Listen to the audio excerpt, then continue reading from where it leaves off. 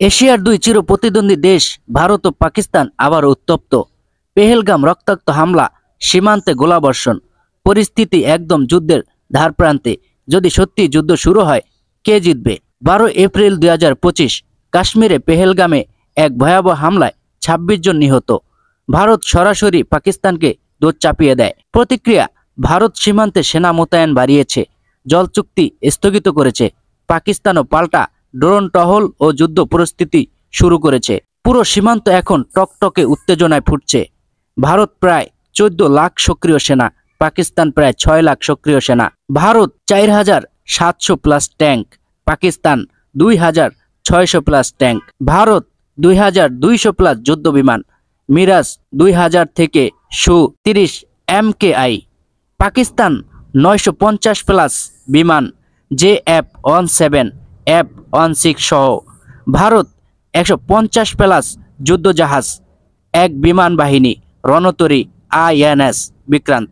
Pakistan 50 plus জাহাজ।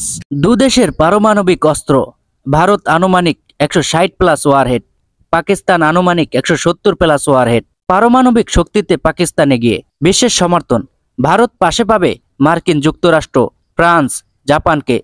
তবে এখন আমেরিকা নিরপেক্ষ ভূমিকা পালন করছে, কারণ শয়তান কেবল শয়তানের বন্ধু হয়। তাই আমেরিকা যদি এখনই জানিয়ে দেয় সে ভারতের পক্ষে, তাহলে অনেক দেশের সমর্থন হারাবে।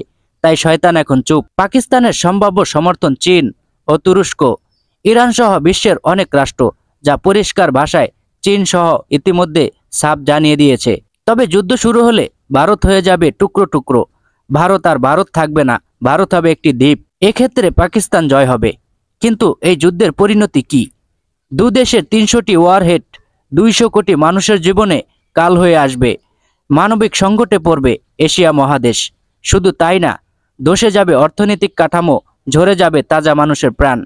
তবে এটা অস্বীকার করা যাবে না, গাজওয়াতুল হিন্দ খুব দ্রুত শুরু হবে এবং ভারত জয় করবে মুসলিমরা, ইনশাআল্লাহ।